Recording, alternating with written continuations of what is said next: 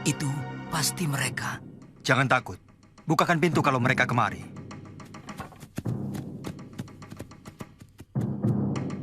Ada yang tidak patuh. Lihat.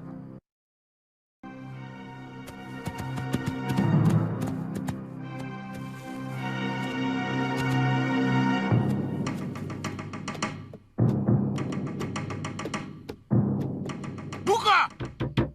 Cepat buka! Siapa yang menyuruh menyalakan sentir? Hah? Siapa? Aku.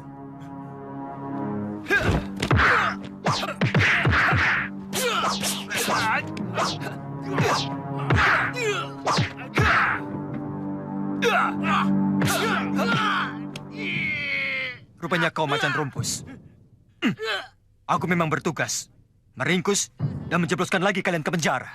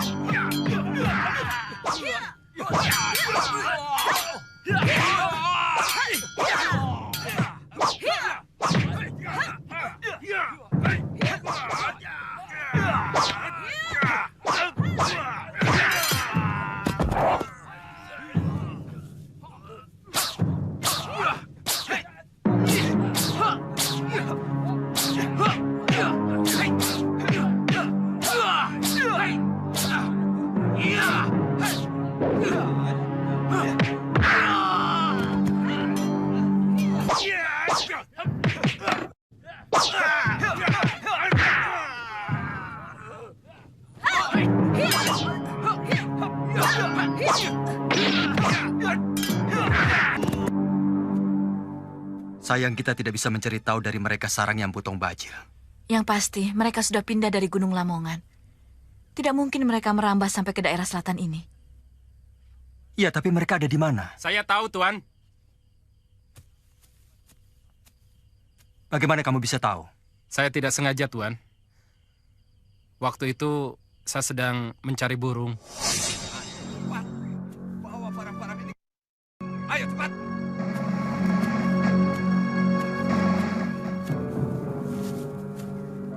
Saya melihat perampok menggotong barang-barang ke dalam sebuah pondok.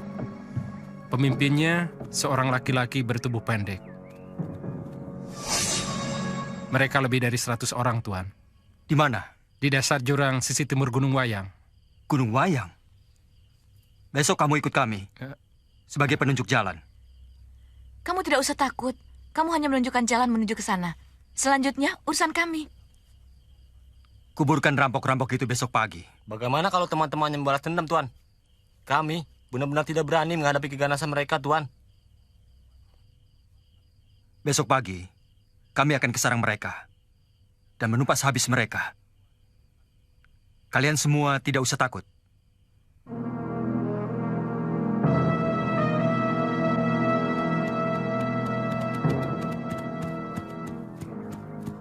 Kamu tahu jalan paling singkat menuju ke sana? Ikuti perengan bukit ini saja. Tuan akan berada di perengan tepat di atas mereka. Kamu boleh pulang. Terima kasih, Tuan.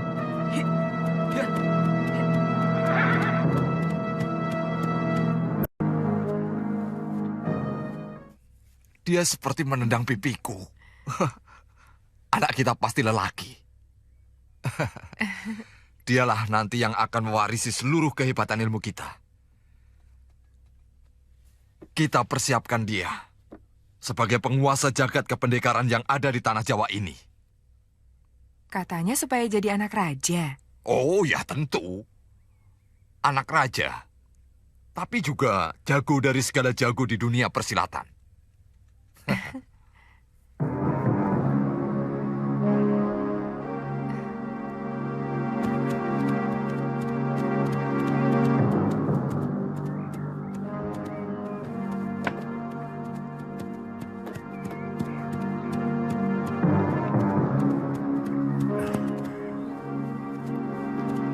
Hei, sudah pulang? Belum, Ki Jata. Dia bilang mau cari perempuan di desa Gedang Selirang. Jangan-jangan dikeroyok orang kampung. Mana mungkin mereka berani?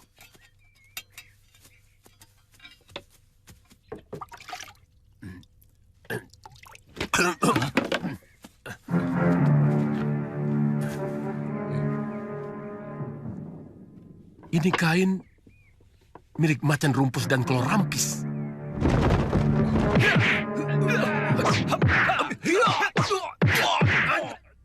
Ada apa lagi?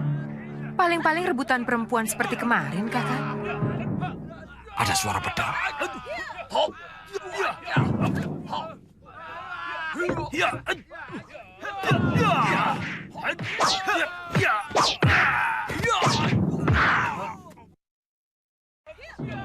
Kamandanu dan Sakawuni membantai anak-anak. Kali ini pengkhianat itu tidak akan kubiarkan lolos, Kakak. Kamu tidak usah ikut, Nini. Kandunganmu... Jangan khawatir, Kakak. Saya akan menghindari gerakan-gerakan yang memakan tenaga. Saya akan langsung mengarahkan tapak wisaku ke jantungnya.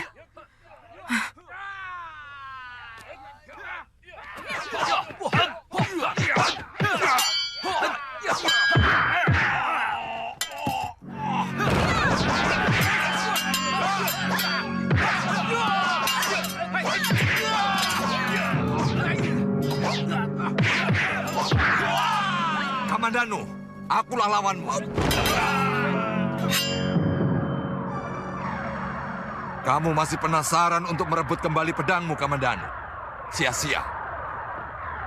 Pedang ini sudah menyatu denganku. Aku sudah sangat mengenal watak pedang ini. Aku bisa membuat kamu 10 kali lebih ketakutan dari pertempuran kita yang terakhir. Aku akan terus memburu milikku. Sampai ke neraka sekalipun. Kali ini hari naasmu, Tong Bajil.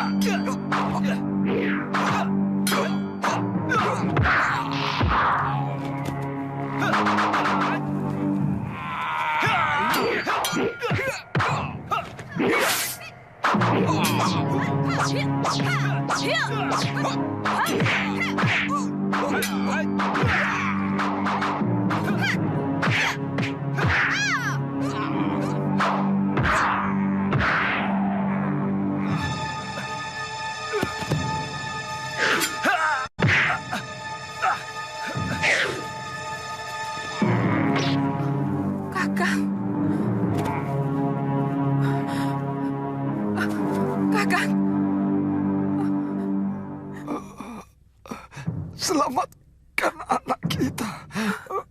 Biar dia yang membalas kekalahan ini.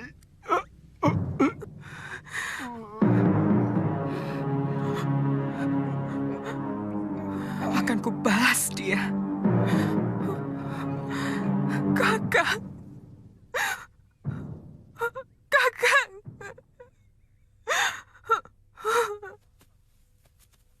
Menyerahlah Sambi. Kau akan kubawa ke Majapahit. Jangan. Jangan. Tolonglah saya. Saya sedang mengandung. Akan buruk nasib anak saya kalau dia harus lahir di dalam penjara.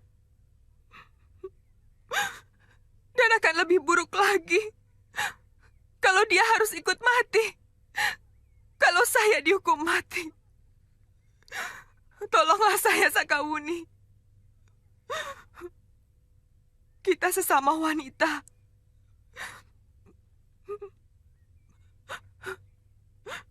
Bagaimana rasanya melahirkan anak di penjara?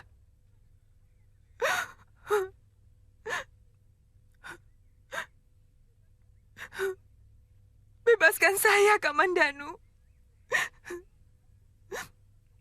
Saya bersumpah tidak akan lagi membuat onar. Baik. Pergi kamu dari Majapahit. Kalau suatu saat aku melihatmu masih tetap berkeliaran di daerah Majapahit, aku akan membunuhmu. Cepat pergi. Baik. Iya. Iya. Akan kubesarkan anakmu dengan baik, Kakak. Akan kuceritakan kepadanya bahwa ayahnya seorang pendekar gagah yang mati secara kesatria.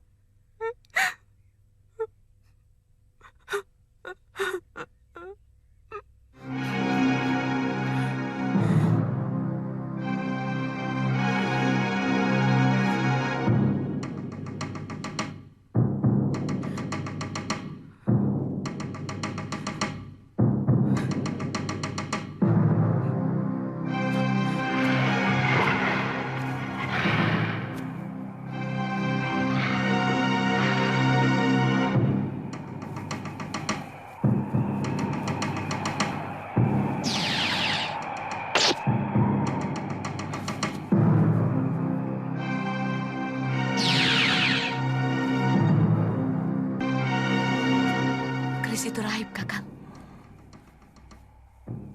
Sudah diambil kembali pemiliknya.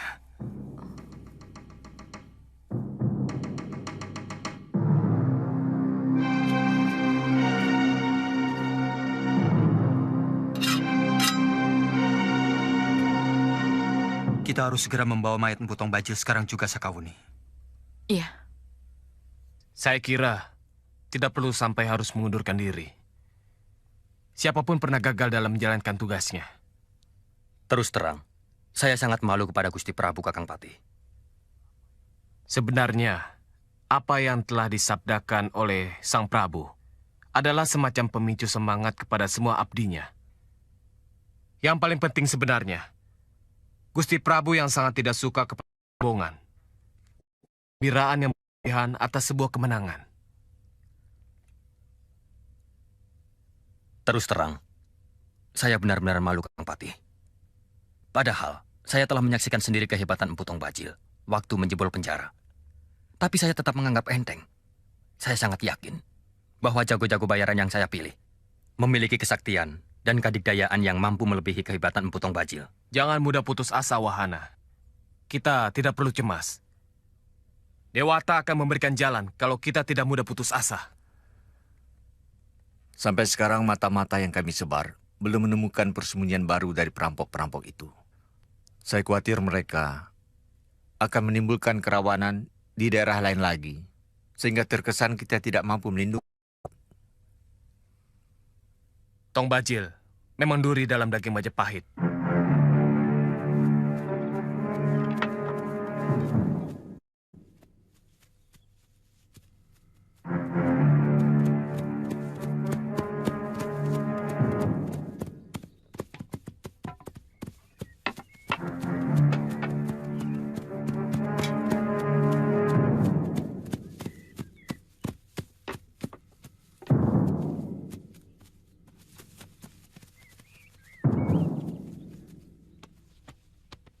Kamu tidak salah lihat. Apa betul itu mayat Tong Bajil?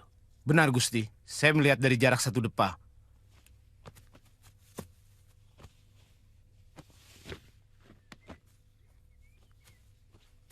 Hiya! Hiya!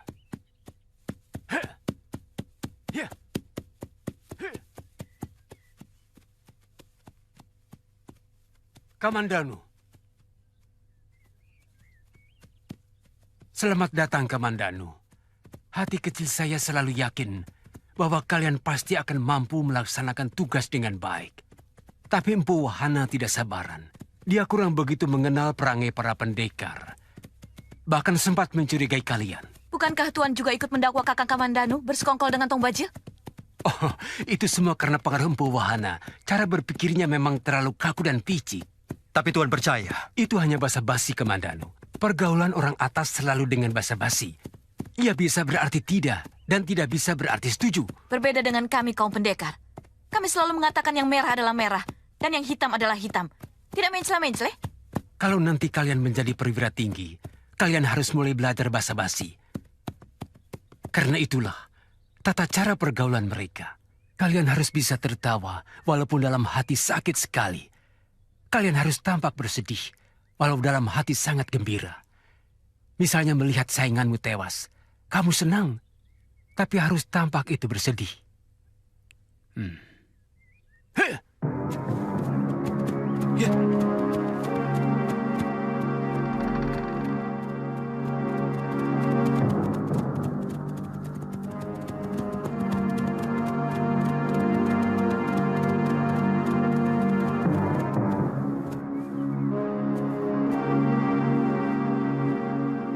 Turunkan mayat Tong Bajil, Kamandanu. Saya akan lapor pada Gusti Prabu.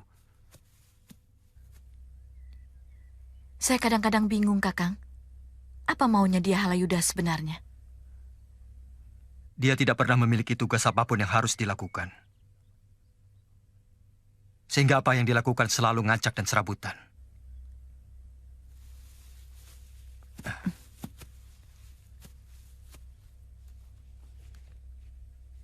Sebagai kerabat raja, dia merasa berhak duduk dalam jajaran Rakrian Mantri Kartini.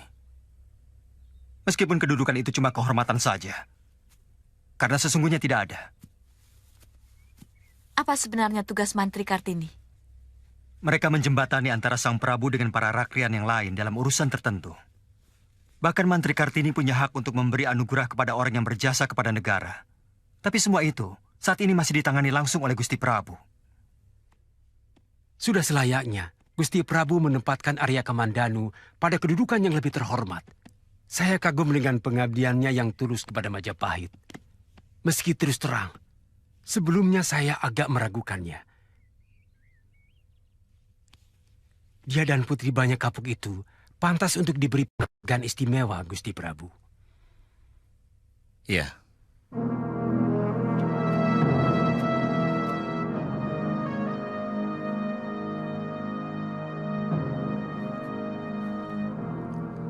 Terima kasih, Kamandanu.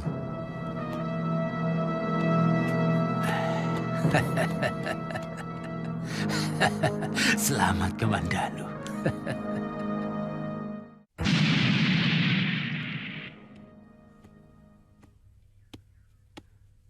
Saya sudah mendesak Gusti Prabu untuk memberikan penghargaan khusus pada kalian. Apa perlu? Semua yang kami lakukan adalah pengabdian yang tulus kepada Majapahit. Itu betul. Setiap pengabdian kepada raja adalah tulus. Sebenarnya kami hanya mau membuktikan kesungguhan kami. Apa yang saya sampaikan dulu.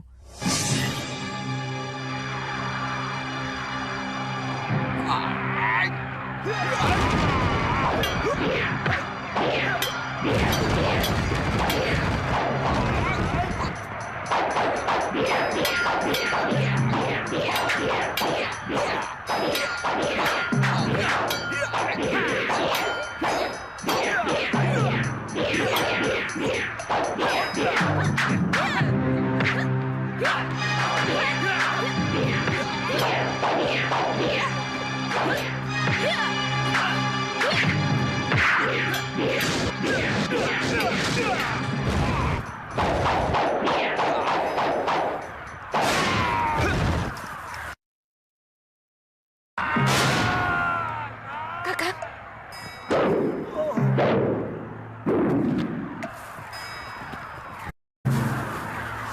Bahwa pedang pusakanya sempat direbut oleh Empu Tong Bajil, sehingga memerlukan waktu yang cukup lama untuk merebut kembali pedang itu. Itu adalah benar. Iya. Dalam keadaan seperti itu, orang cenderung untuk curiga. Terutama Rakrian Tumenggung. Karena jebolnya penjara, itu merupakan tanggung jawabnya. Sehingga ketika melihat senjata yang dipakai Tong Bajil adalah senjata milik Kamandanu, secara manusiawi dia mencurigai Kamandanu. Walaupun saya sudah mengingatkan dia bahwa tidak mungkin Kamandanu melakukan perbuatan tercela seperti itu. Saya sempat terpukul mendapat tuduhan seperti itu. Tapi kemudian saya yakin bahwa kebenaran akan selalu muncul. Karena sesungguhnya Dewata dan semua kesucian pasti memihak kebenaran. Saya melihat kalian berdua sudah begitu akrab. Nampaknya juga serasi. Kenapa tidak mengikat diri dalam tali perkawinan? Saya yakin Kakang Banyak Kapuk akan setuju dengan usulan saya ini kalau beliau masih hidup. Kamandanu sebenarnya sudah punya istri, Kanda Halayuda. Istrinya wanita keturunan kita. Sangat cantik. Kenapa tidak diajak kemari? Tong Bajil dan Dewi Sami yang membuat kami terpisah. Terakhir kali, saya masih menemukan Mesin dalam keadaan luka parah. Tapi tiba-tiba, dia lenyap begitu saja seperti ditelan bumi.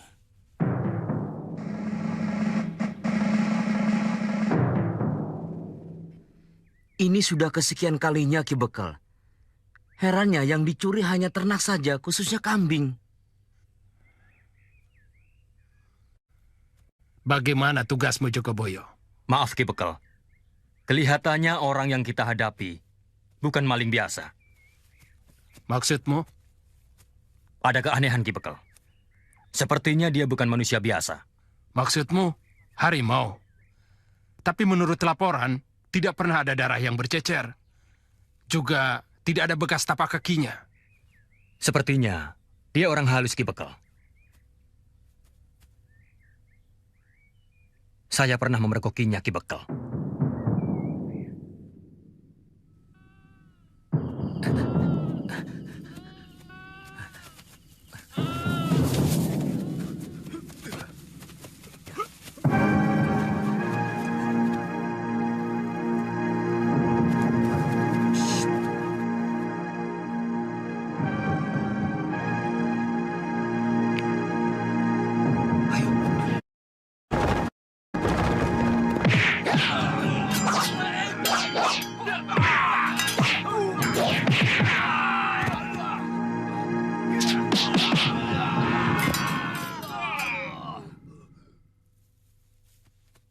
Kami semua seperti kena sirap hantu itu, Ki Bekal.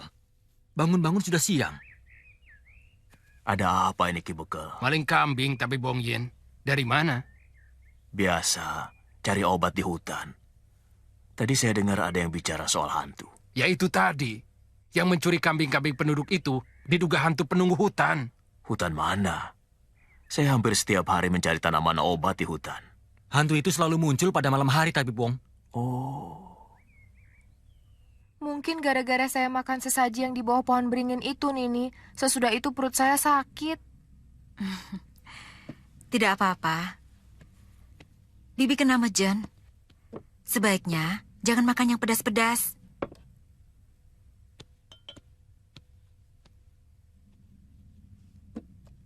Tanca, ya. Bungkuskan untuk Matahari. Baik, Kakak Mesin. Nini yakin sakit saya bukan karena kesambet.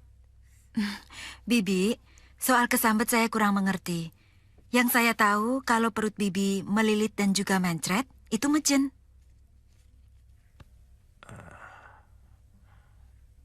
Siapa yang kesambet, Mesin? Bapak Wong, saya baru saja memeriksa Bibi itu. Sakit mejen, perutnya kembung. Tolong Bapak lihat, apa benar obat yang saya berikan?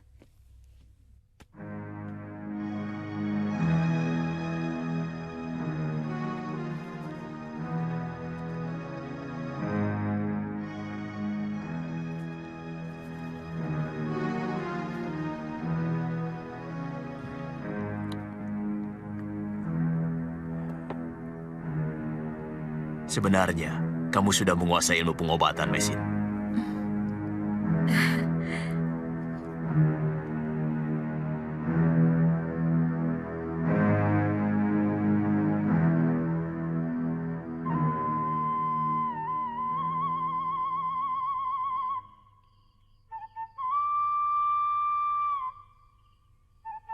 Terus terang, masih agak sulit bagiku untuk menentukan keputusan, Wuni. Sekarang anjuran itu sudah sampai pada Gusti Prabu. Saya bisa memahami jalan pikiran Kakang. Dan bagi saya pun, sebuah perkawinan bukan hanya sekedar pengesahan di depan pedande dan disaksikan oleh kawan serta tetangga. Yang penting adalah diri kita sendiri. Terus terang sampai sekarang saya masih memikirkan nasib Mesin. Sepertinya tidak adil.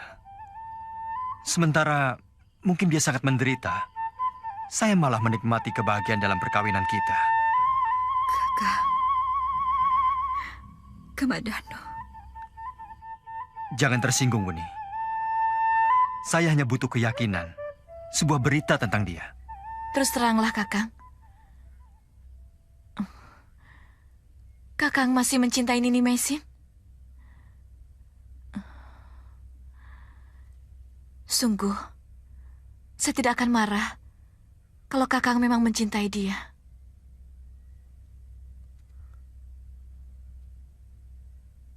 Lebih besar rasa iba saya daripada cinta. Saya akan menyampaikan semua ini kepada Patih Nambi, juga kepada Dia Halayuda. Paling tidak, mereka harus mencarikan berita tentang Nini Mesin. Jangan, Wuni. Biar saya sendiri yang akan mencarinya. Atau kalau kamu mau, kita bisa berdua. Lumut merah biasanya tumbuh di dekat tebing. Coba kalian cari.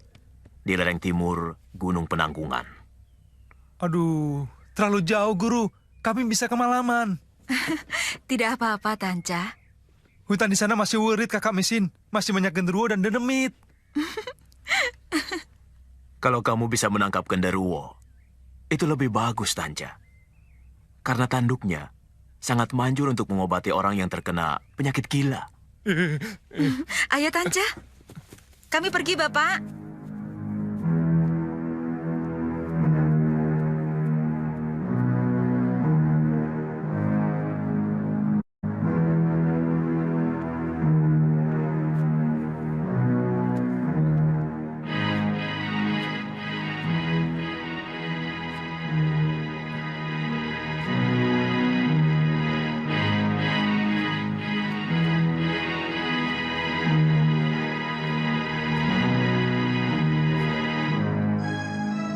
Kakak Mesin. Kakak Mesin. Kakak Mesin. Kakak Mesin.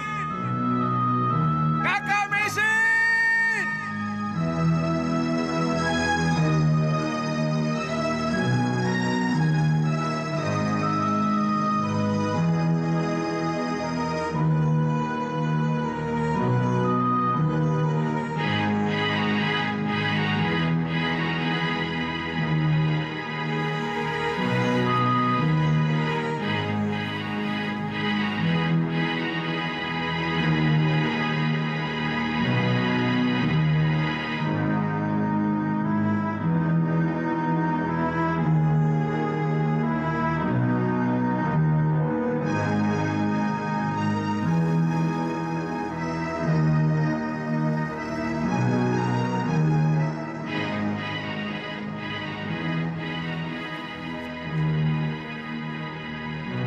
Kakak Mei! Kakak Mei!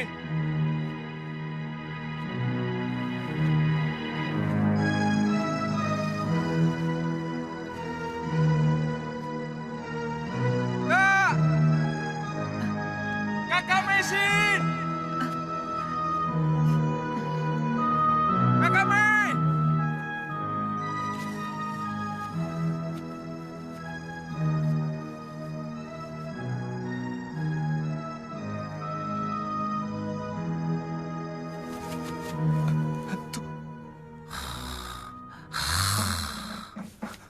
Hantu! Hantu! Hantu! Guru, tolong guru! Hantu guru!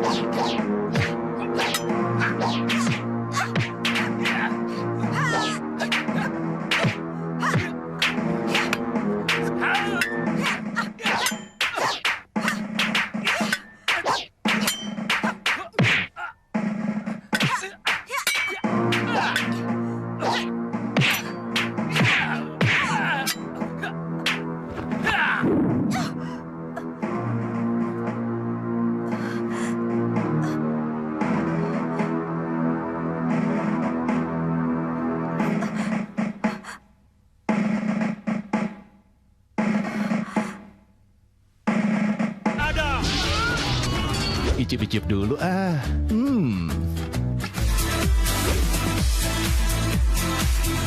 Tuangkan juga cairan energi biar makin melengkapi. Voila, jadi deh santapan sempurna. Rasakan sajian menarik di November Seru bersama RTV. Makin cakep.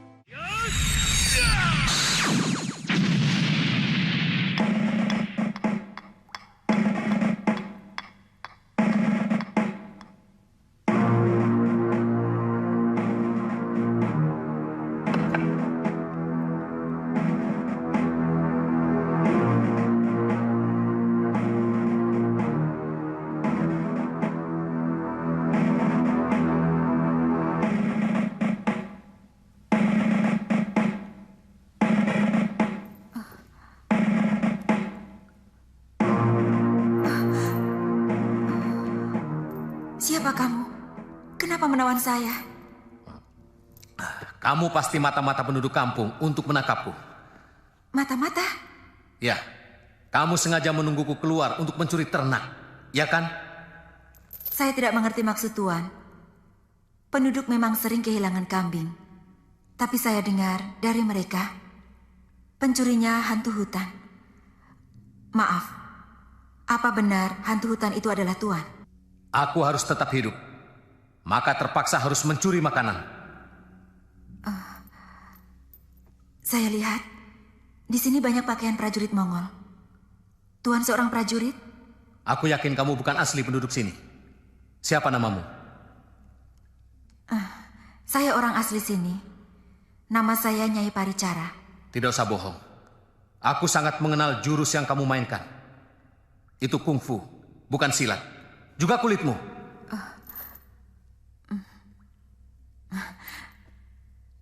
Kenapa Tuan berada di sini?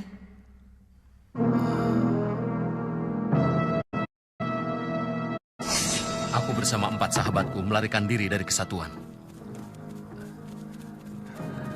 Kenapa kita harus lari? Kita bisa susah, Sinuan. Terserah kalian. Aku orang Han yang tidak mau diperintah terus-menerus oleh orang Mongol itu. Lebih baik aku tinggal di sini. Aku setuju. Kita harus cari tempat persembunyian. Ayo.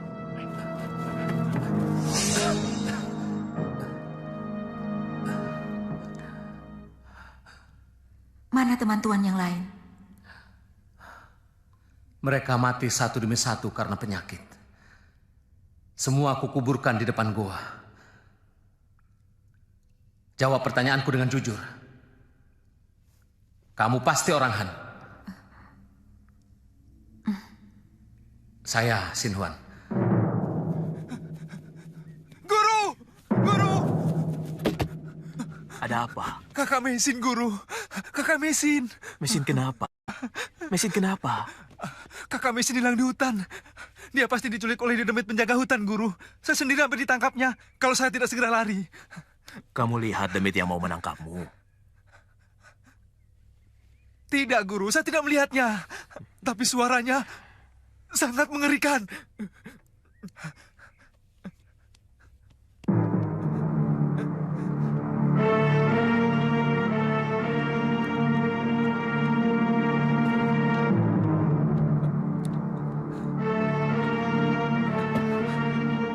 Guru mau kemana? Mencari kakakmu. Dia harus diselamatkan. Kamu tidak usah ikut. Kalau takut. Saya ikut. Sampai saat ini, saya belum menemukan jejak anak kandung saya. Apakah dia masih hidup? Juga suami saya, Kakang Kamandanu. Kenapa kamu tidak pulang saja ke tanah Tiongkok? Saya tidak punya siapa-siapa lagi. Sementara, saya adalah seorang buronan, tentara Mongol. Ya, aku bisa mengerti keadaanmu. Apakah Tuan ingin kembali ke tanah Tiongkok? Keadaanku lebih parah dari kamu. Aku tidak bisa hidup di negeri asing ini. Di pesisir, banyak bangsa kita yang menetap. Di tempat itu, Tuan bisa tinggal bersama mereka.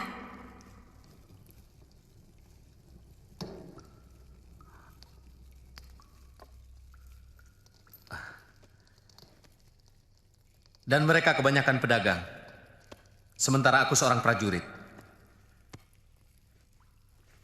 Masing-masing memiliki falsafah yang berbeda. Kalau boleh saya tahu, dengan apa Tuan akan kembali ke sana? Dulu kami mendarat dari pelabuhan kecil yang lautnya kelihatan dari sini. Aku sering melihat ada kapal dagang dari Tiongkok yang labu jangkar di sana.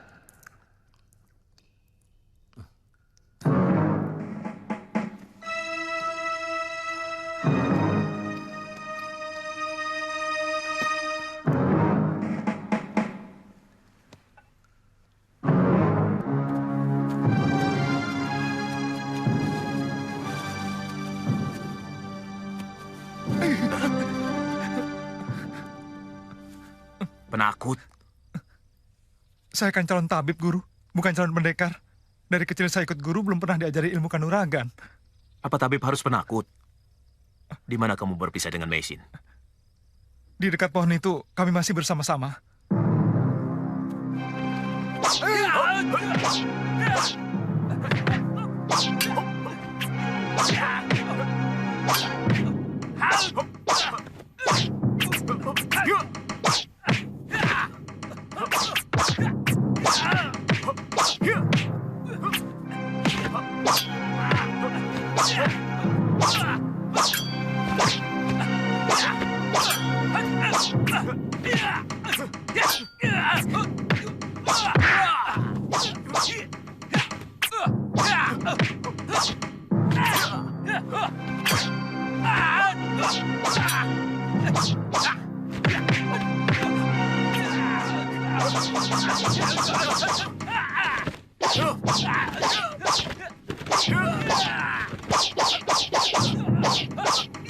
Jangan!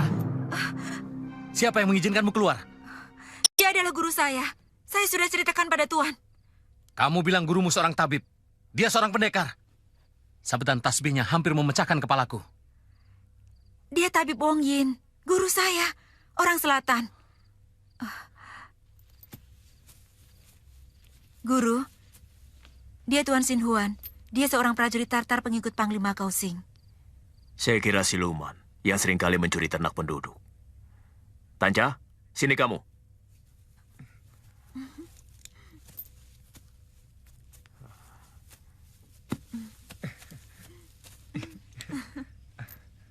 Ternyata yang menculik kakakmu masih manusia. Sebangsa kamu juga. Kenapa kamu tidak pulang, Mei?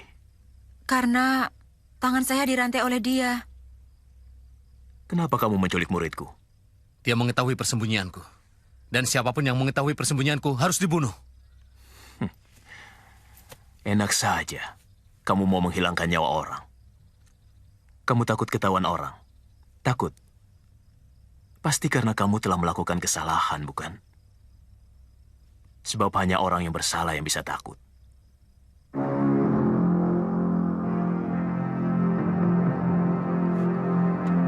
Mungkin babi hutan di sekitar saya tinggal sudah habis.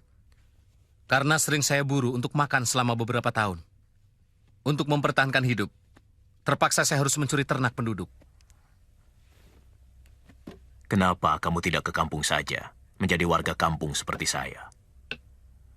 Penduduk sini rata-rata baik-baik dan mau menerima kita dengan tangan terbuka. Sepanjang kita baik kepada mereka, bahkan mereka mau mengangkat saya sebagai kepala dusun. Karena saya sering mengobati para penduduk yang sakit. Saya takut mereka mengetahui bahwa saya tentara Tartar, kemudian mereka melaporkan kepada pasukan pemerintah. Mereka tidak akan menangkap kamu.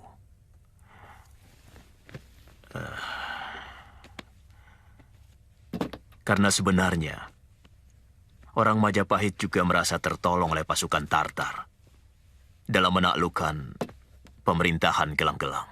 Tapi mereka menyerang kami dari belakang. Mereka tidak mau dijajah pasukan Tartar. Sebagaimana kita, sebagai bangsa Han, juga tidak rela tanahnya mereka rampas dan membelenggu kebebasan kita. Karena pada dasarnya setiap bangsa tidak mau dijajah oleh bangsa lain, apapun bentuknya.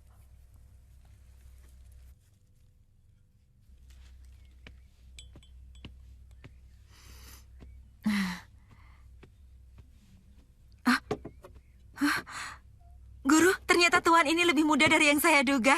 Nah, kalau begini kan lebih tampan. Apa? Saya tampan? Iya, jauh lebih tampan daripada guru. Tanja, hei makan dulu. Sebentar lagi, Guru.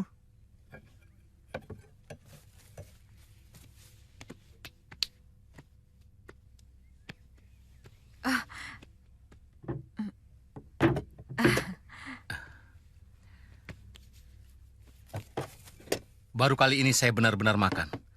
Sudah lebih dari 2 tahun saya hidup hanya dengan memangsa daging bakar dengan garam dan air laut.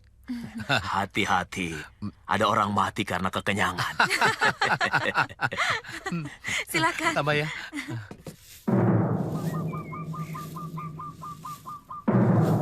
Beberapa kali dia Yuda datang kepadaku. Meminta supaya mendesak pemerintah untuk ikut mencari istrimu. Juga anak dan istrimu yang hilang itu. Dia Yuda terlalu berlebihan. Terus terang sebenarnya saya masih ragu, Gusti. Apakah istri dan keponakan, serta anak saya masih hidup? Terakhir kali saya bertemu, istri saya terluka parah oleh Aji Tapak Wisa. Sementara rumah gubuk tempat kami tinggal sudah terbakar. Itu terjadi sebelum kita menyerang Kediri, Gusti. Itu sudah cukup lama. Saya tidak menemukan anak dan keponakan saya tewas terbakar di dalam gubuk itu. Artinya masih ada kemungkinan mereka hidup. Tapi di mana mereka sekarang? Saya tidak tahu. Sudah sampai ke pelosok-pelosok desa saya mencari, tapi tidak pernah ketemu. Lepas dari apa tujuan Halayuda di balik usulannya itu, memang tidak salah. Kalau pemerintah bisa membantu kamu menemukan keluargamu itu, saya akan coba untuk membicarakannya dengan Gusti Prabu. Terus terang, sebenarnya saya malu, Gusti Pati.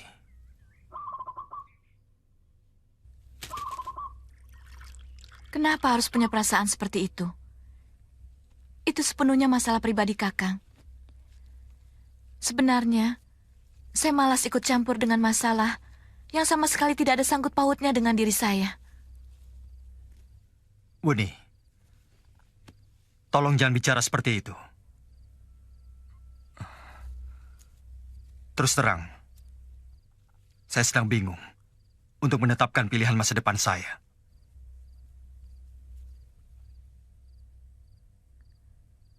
Saya kurang suka lelaki yang ragu-ragu, Kakang.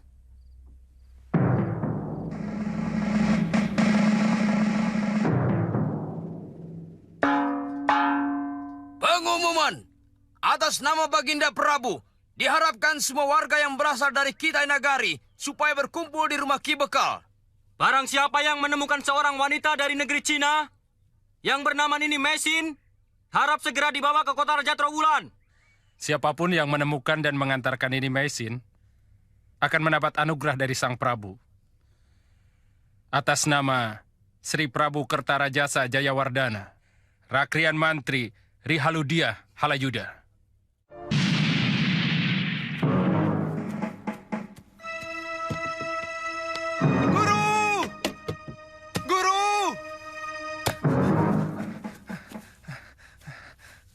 Dari kota raja mencari kakak Mesin, Guru. Kalau ngomong itu yang jelas, Tanca. Prajurit Majapahit itu mencari Mesin untuk apa? Saya kurang tahu, Guru. Tapi katanya mereka akan memberi hadiah. Kalau mau membawa kakak Mesin ke balai desa atau kota raja di Trawulan. Orang-orang itu langsung dari raja. Itu yang namanya tidak jelas. Apakah Mesin dicari sebagai penjahat atau dicari sebagai orang hilang? Maaf, Guru. Saya tidak menanyakan hal itu. Tapi apa bedanya? Jelas beda. Kalau Mesin dicari sebagai penjahat, maka dia akan menderita. Tapi kalau Mesin dicari sebagai orang hilang, maka dia akan menemukan kebahagiaannya. Guru, apakah orang-orang Majapahit juga memusuhi saya? Seharusnya tidak ada alasan untuk itu. Barangkali ada yang sengaja memfitnah saya. Menurut ceritamu, yang mengejar-ngejar kamu dan suamimu lo dulu adalah orang Kediri. Juga waktu kamu bersama dengan suamimu yang kedua. Sekarang orang Kediri itu sudah dihancurkan oleh Majapahit. Guru, kira-kira apa maksud orang Majapahit mencari saya? Dengan memberi hadiah lagi. Ternyata negeri ini aneh sekali. Kamu pernah bilang bahwa Kamandanu ingin mengabdi pada Majapahit. Mungkin dia sendiri yang mencari kamu. Tapi menurut Tanca, yang memberi perintah kan Raja Majapahit sendiri. Apakah Kakang Kamandanu menjadi begitu penting hingga seorang raja menurunkan maklumatnya? Di dunia ini apa saja bisa terjadi, Mei.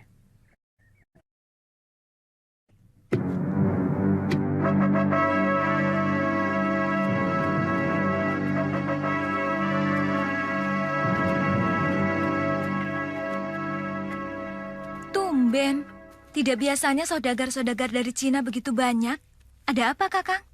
Ada pengumuman dari Gusti Dia Halayuda supaya mereka berkumpul di Balai Witana.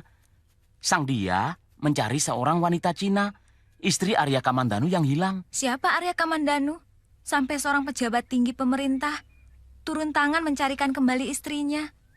Sebagai penghargaan Sang Prabu atas jasanya menumpas gerombolan rampok Empu Tong Bajil yang sangat sakti. Saya mohon supaya usaha pencarian ini Mesin dihentikan saja, Tuan Halayuda. Sudah hampir 2 pekan pengumuman itu diadakan sampai ke desa-desa di puncak gunung. Tapi hasilnya tidak ada. Saya anggap terlalu berlebihan kalau pencarian itu terus dilakukan. Sungguh saya menjadi kikuk dalam keadaan seperti ini. Atau kamu sudah punya pilihan lain? Mungkin kamu mau menyunting Sakabuni. Biar nanti saya yang atur sampai upacara perkawinan kalian. Saya akan mengutarakan kepada Tuan kalau sudah mempunyai ketetapan hati. Bagus. Segera ke rumah saya. Pokoknya, saya harus jadi orang pertama yang kamu kasih tahu. Saya ingin menjadi tonggak kenangan dalam keluargamu, Kamandanu. Hanya itu tujuan saya. Tidak usah berpikir terlalu jauh. Terima kasih, Tuan.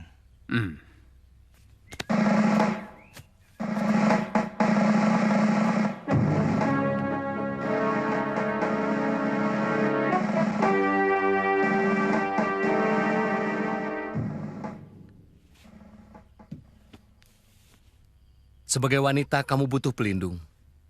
Dan saya siap menjadi pelindungmu, Mei. Seperti cerita kamu, negeri ini seringkali memberikan nasib buruk dalam kehidupanmu. Mungkin tanahnya tidak cocok untuk nasibmu. Mei. Saya mendengarkan, Kak.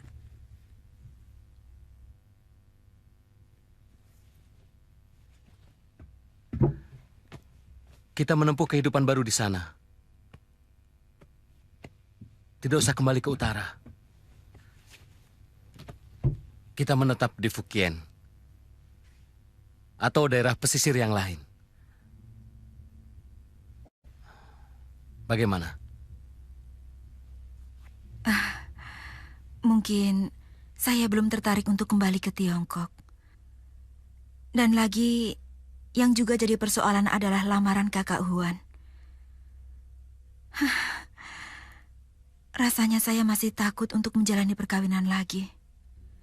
Karena setiap kali saya berumah tangga, selalu saja musibah itu datang. Di negeri ini?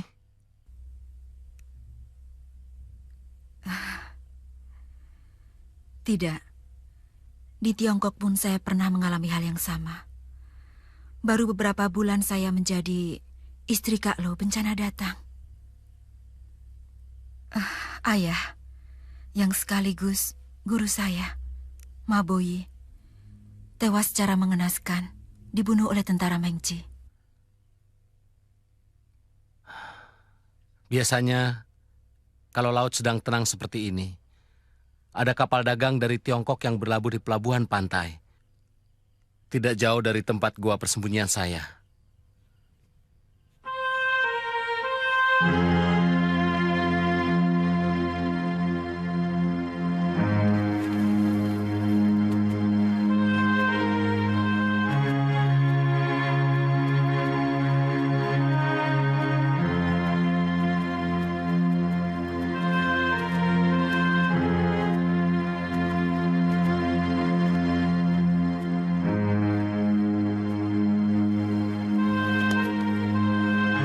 Saya tahu, adik Mei sangat merindukan kampung halaman.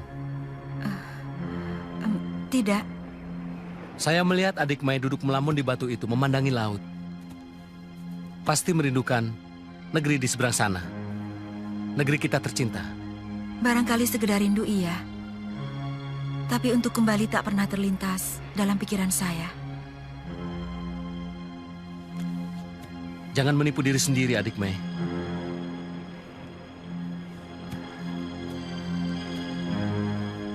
Selalu jujur pada diri saya sendiri. Apalagi sekarang, saya kembali memiliki guru yang sama arifnya dengan ayah Maboyi. Bapak Wong Yin sangat menyayangi saya.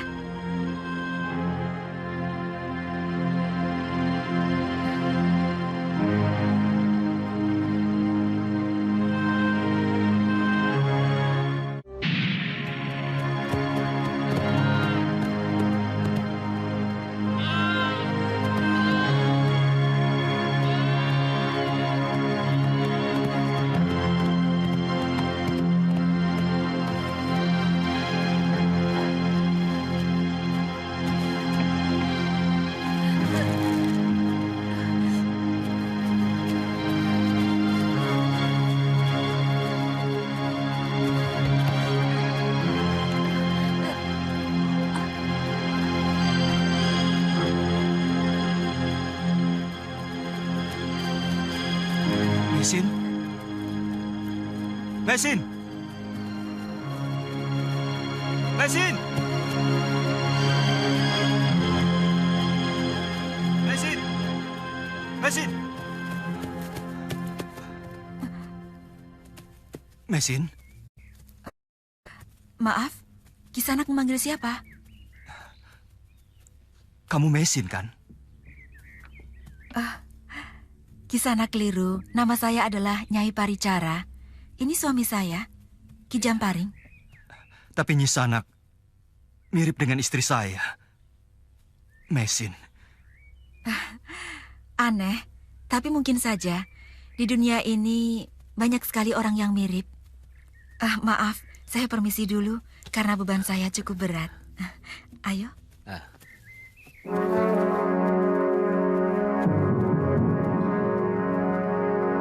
Mirip dengan Mesin, Kakang.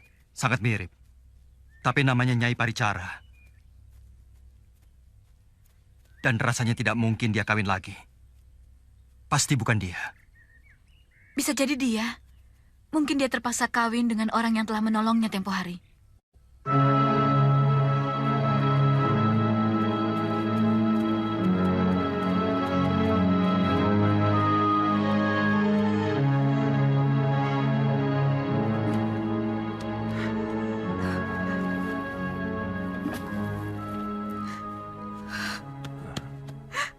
Mei? Sudah. Tunggu di luar sebentar ya. Saya ambilkan obatnya. Terima kasih, Tabib. Sama-sama.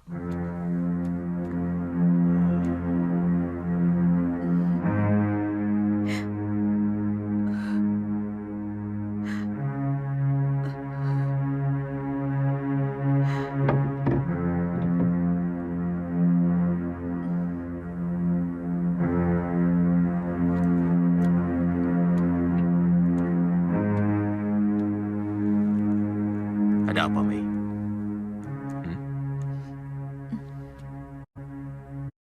Xin Huan berbuat.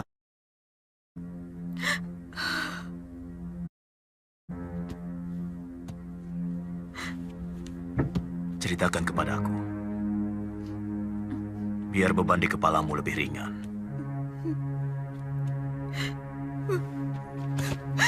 Guru, Kakang Kamandanu sudah punya istri. Dan istrinya adalah pendekar yang baik pada saya. Dari mana kamu tahu? Saya lihat sendiri di kampung. Mereka sangat mesra.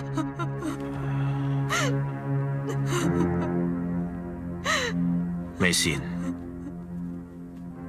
kata orang bijak, seperti rezeki, jodoh pun diatur oleh Sang Pencipta nasib. Mungkin Kamandanu bukan jodohmu. Buktinya, ketika kalian saling jatuh cinta, ada orang lain yang merusak pagar ayumu. Sesudah kawin, terpaksa harus berpisah oleh cobaan demi cobaan.